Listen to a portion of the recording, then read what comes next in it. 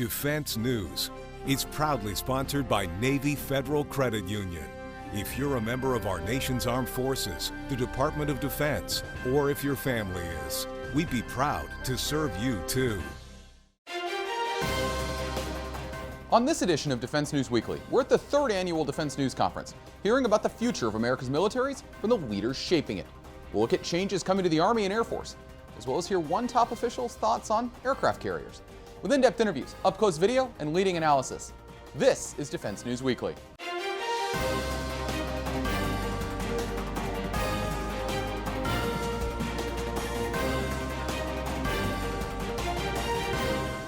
Welcome to this week's edition of Defense News Weekly. I'm Jeff Martin. This week's special edition is full of content from our annual conference, but before we look at that, here's some headlines from the week. Up first is the news that the Pentagon will allocate $3.6 billion in military construction spending to border wall funding, delaying projects like schools, weapons ranges, and others. The list of affected projects lists 43 in 23 different states, along with 21 in U.S. territories and 63 in foreign countries. Defense officials told reporters that the projects were selected because they were either upgrades or replacements, or because their contract awards were more than a year away. The continuous shifting of money from other projects to the border wall has been highly controversial in Congress, with many lawmakers accusing the administration of going around them to fund the wall. And Poland is looking to buy some airplanes and some missiles from the United States. According to the Eastern European country's defense minister, they've filed 2 requests, one for about 185 Javelin anti-tank missiles, and the other for 5 Lockheed Martin C-130H Hercules transport aircraft. What's unique is that the C-130s are being requested through the Excess Defense Articles Program, or EDA, meaning that they would be ex-U.S. military aircraft delivered to Poland, if approved. And at the Defense News Conference this week, some light was shed on what would happen to the money spent on a canceled missile defense kill vehicle that was killed last month. Pentagon R&D Chief Dr. Mike Griffin told the audience that more than $1 billion spent on the redesigned kill vehicle program would not have to be repaid by the contractors because it was terminated for convenience of the Pentagon. The Pentagon is now working to lay out exactly what it wants in a next generation of missile defense interceptors. And more news out of the conference was that the next generation of American nuclear gravity bombs, known as the B-61-12, will likely be as much as 18 months late because of concerns over the service life of several parts. According to the National Nuclear Security Administration's Deputy for Defense Programs, Charles Verdon, the delay may shrink as more is learned about the parts. The -12 is set to replace the older -3, 4, 7, and 10 variants in service all across the United States military. And in other news, the U.S. Air Force does not expect the F-22 and F-35 to reach the ambitious 80% mission-capable rate goal that was set out last year by former Defense Secretary Jim Mattis. According to the service's Deputy Chief for Operations, Lieutenant General Mark Kelly, the F-16 is set to hit the goal, but the 2 5th-gen fighters just won't get there. When it comes to the F-22, the reason for the lower rates is because of work on the plane's low observable coating, and as for the F-35, the lower rate is because of high operational use. But despite that failure, the Air Force says they learned a lot from the attempt and that a more holistic goal will be used in the future for readiness. One keynote at the conference was Acting Air Force Secretary Matt Donavan. In his remarks, he talked about some controversial changes that are coming to future Air Force budgets, which could include retiring entire fleets of aircraft. Here's what he had to say. Secretary of Defense Esper said recently that he was open to, quote, divesting of legacy capabilities that simply aren't suited, unquote, for future battlefields. He has set the department on a path to look for ways to divert funds from programs that don't have as much value into programs that increase critical warfighting capabilities. His guidance states that, quote, no reform is too small, too bold, or too controversial to be considered, unquote. The Air Force is leading the way with bold and likely controversial changes to our future budgets.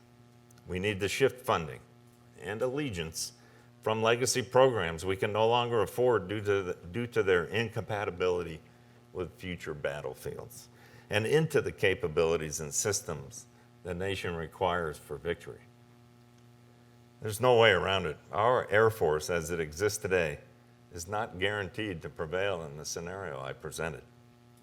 As General Goldfein has maintained, victory is not a birthright, but has to be fought for. If we continue to invest in current technologies to simply grow our force, we are not guaranteed victory. But if we force the required changes, move away from systems and capacity that we cannot afford to keep, and reinvest in the technologies we need for the future, we will win. America has never been satisfied with bringing a knife to a knife fight. We will approach a fight with a peer adversary from a true position of strength, of readiness, and of skill and cunning, regardless of the quantity of our forces.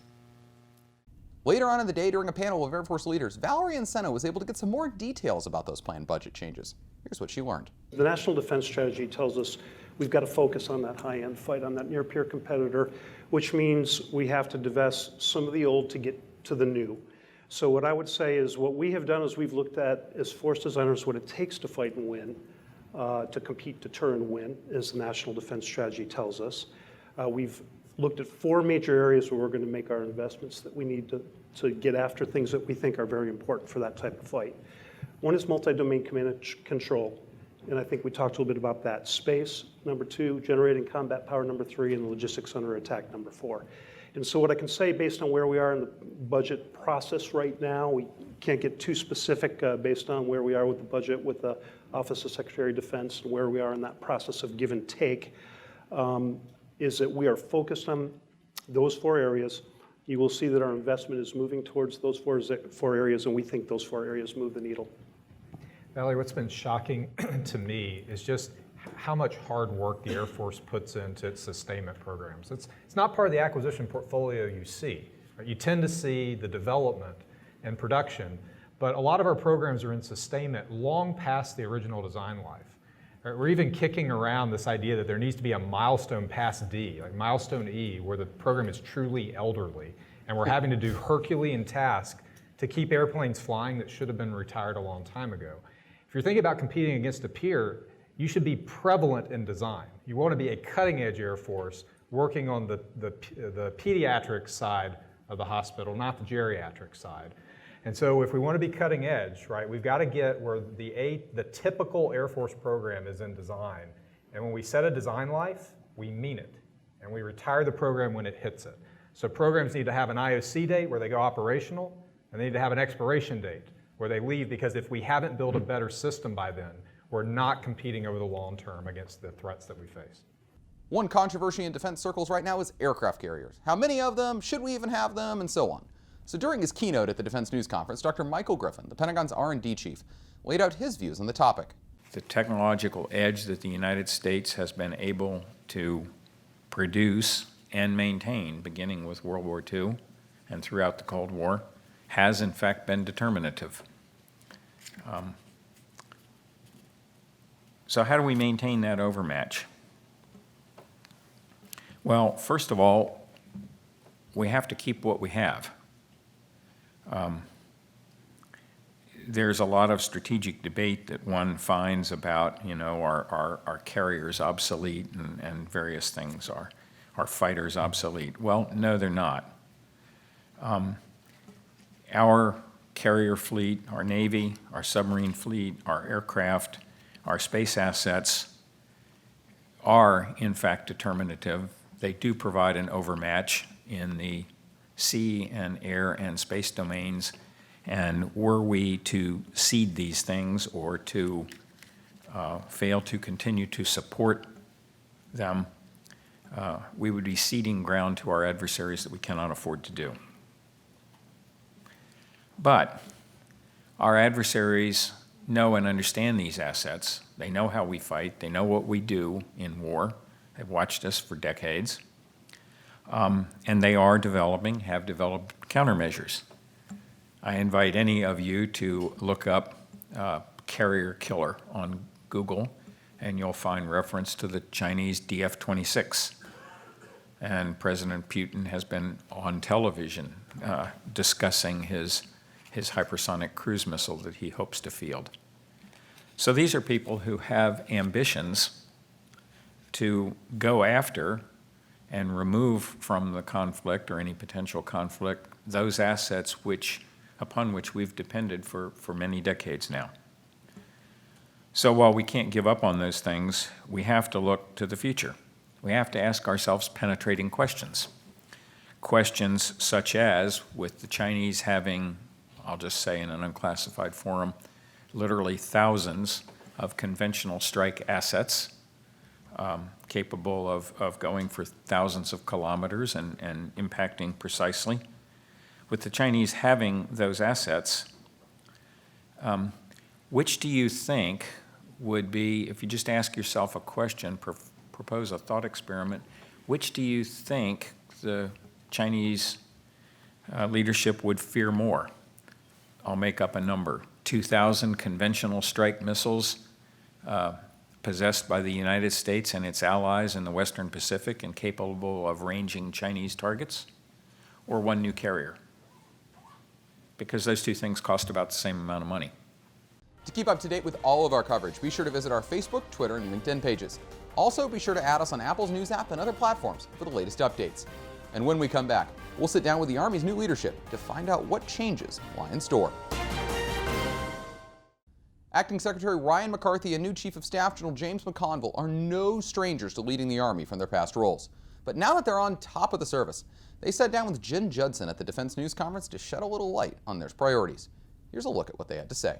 So turning over to you, Acting Secretary McCarthy, with the ambitious efforts that the Army has for modernization, you're looking at potentially having to run some more night courts, as I think you like to call it, to see if you can find some more funding.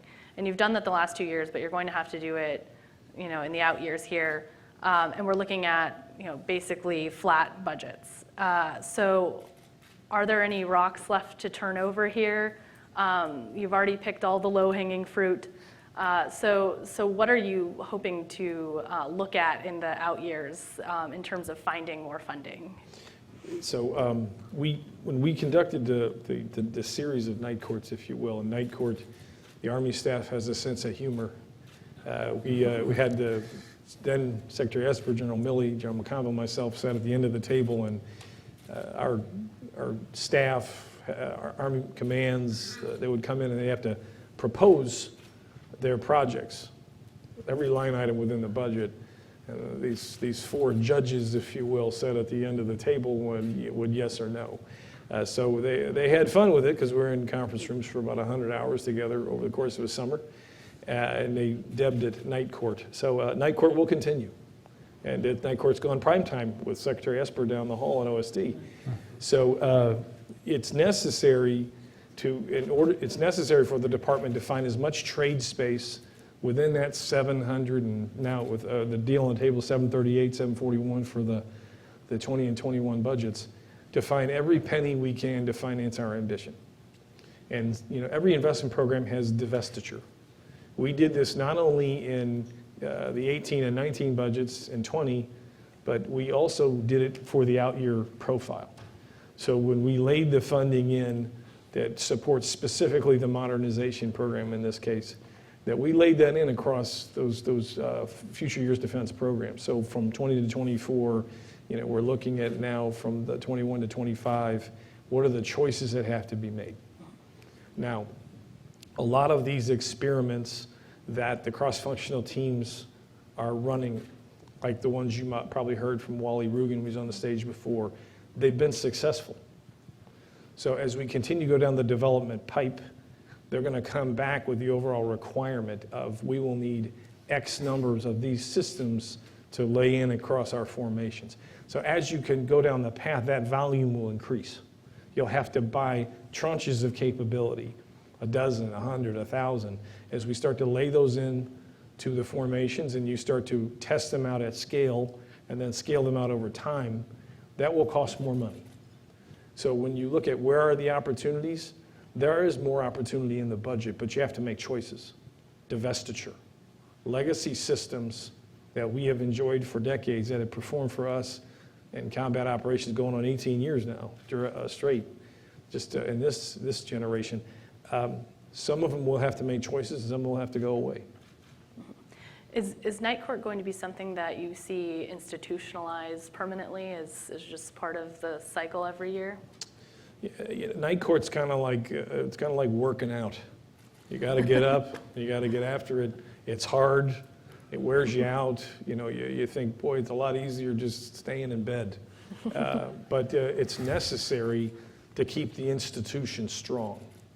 So we believe that it's being institutionalized. The One thing in particular that Secretary Esper and General Milley did is they empowered those Army commanders and those assistant secretaries to work as co-chair partners. And that is trickling through the system, but we got to keep getting more repetitions. And after time will become, a behavior like a reflex for the department. Yeah, we're trying to be very clear on our priorities for industry. So, and we've made a commitment, the Secretary and myself, as we take over new roles, that the priorities are not going to change. So industry, who has been watching what we're saying, and we are trying to be very, very transparent on what we need, and the 6 modernization priorities are not going to change, and we're going to continue to resource those priorities. And what we've set up with Night Court is really a priority for resourcing. And if you're going after one of those 6 top modernization priorities, the 31 or so major programs, that's where the money's going first. And we're going to continue to resource those programs that are operating along cost, performance, and schedule, and producing and being successful at the test.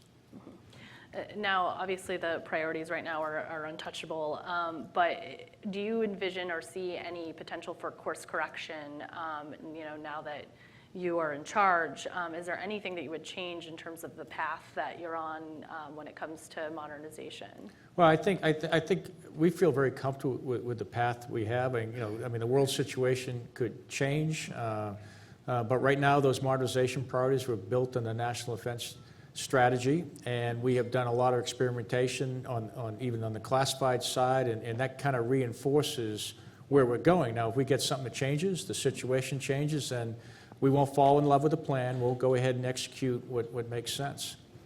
Okay. We've talked a lot about modernization, but with that comes potential changes to the force structure when you're looking at operating in multi-domain environment. So what are some of the strongest ideas emerging in terms of how force structure may change?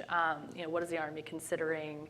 Obviously, this hasn't been cemented, but what are some of the good ideas you're hearing about? Yeah, I'll take that. I see a couple of things. And if you take a look at the National Defense Strategy, and really, with multi-domain operations, there's this phase called the compete phase.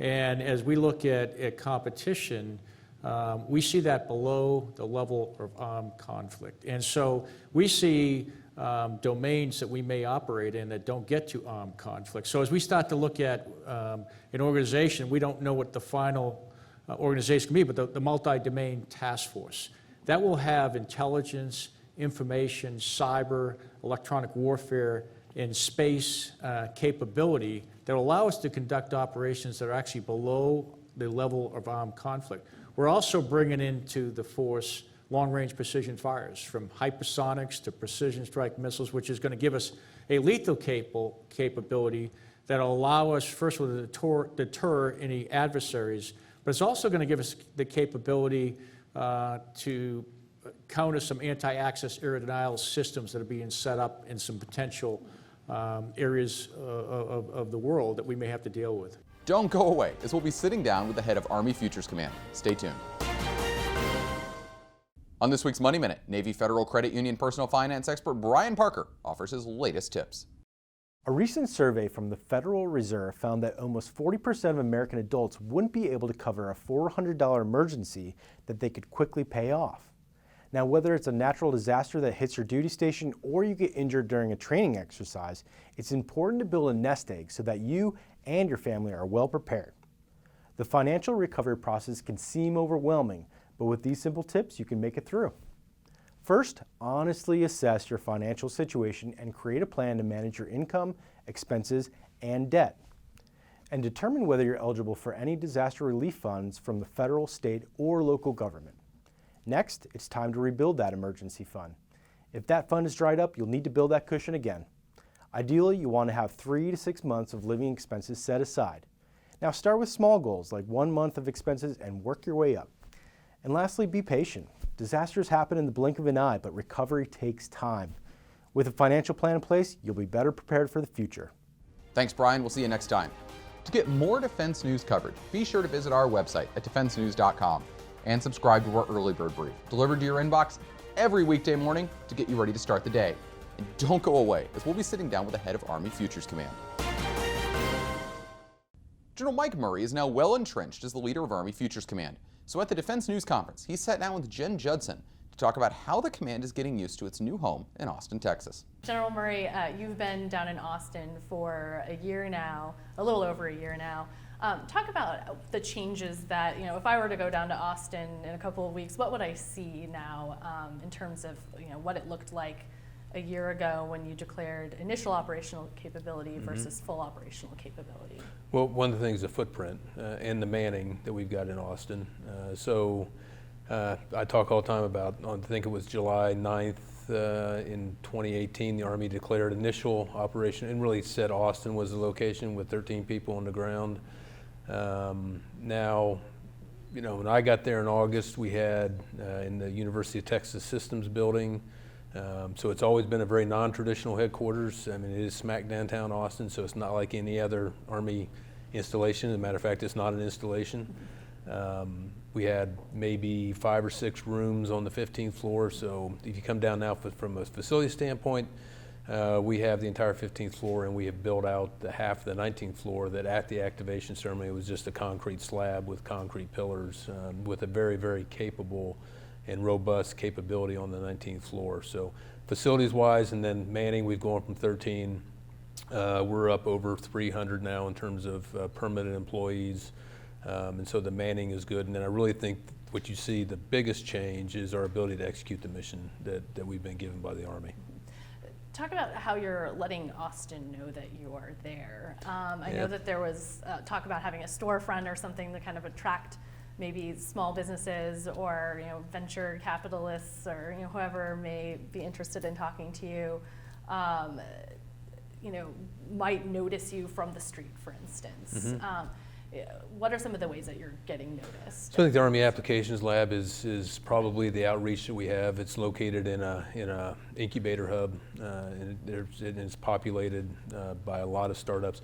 And really, I think the neat thing about it is it's the Defense Innovation Floor. So AFWorks, which is the Air Force equivalent, is also in the same building. The Defense Innovation Unit, the old DIUX, which is DOD's effort at that, is in the same building.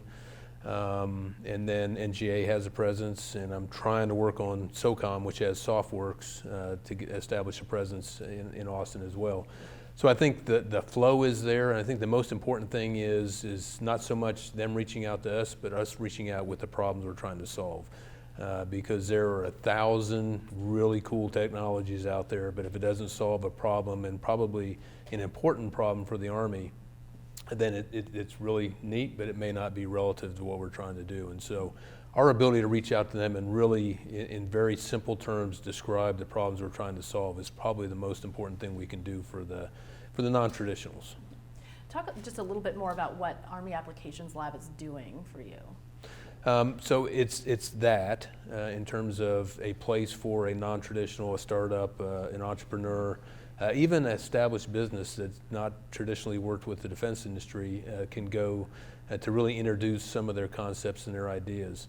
They also have done a great job of, there's this thing called FedBizOps, that every entrepreneur you talk to them about FedBizOps, and the eyes just roll back in their head because it's so difficult to work with. But Army Applications Lab has actually developed a program that is a forward-facing on their website that turns the whole process into something that is relatively simple. On the back end, all the hard work is done to get it into a usable format. So to make things easier, in the way I describe, really part of their job, besides the outreach and really the discovering what's out there and what's available, taking problems that the Army has and translating them into language that a startup or somebody that's not familiar with the government or not familiar with the Army, into problems they can understand. So instead of talking about an autoloader, you start talking about the ability to move 97 pounds from point A to point B in distances this far and has to happen this fast. It just opens up the aperture in terms of people that are interested in helping you solve those problems. So that and the translation of problems, really the curating of problems from primarily the CFTs, PMs, PEOs. They're going to host a PEO PM summit here very quickly to really find out what problems that need to be solved, that we're really focused on solving, and then being able to really communicate those problems. Okay, well, thank you so much. All right, Jen, good seeing you. That's all we've got time for this week, but if you want to see and read more, be sure to head over to defensenews.com. Thanks for watching, and we'll see you next time.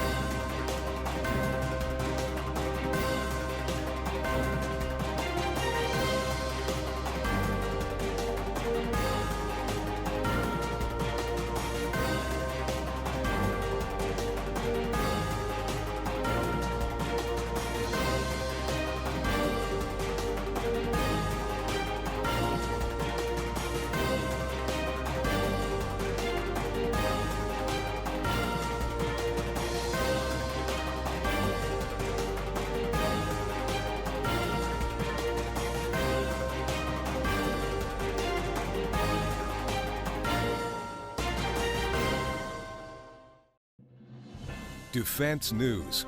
It's proudly sponsored by Navy Federal Credit Union. If you're a member of our nation's armed forces, the Department of Defense, or if your family is, we'd be proud to serve you too.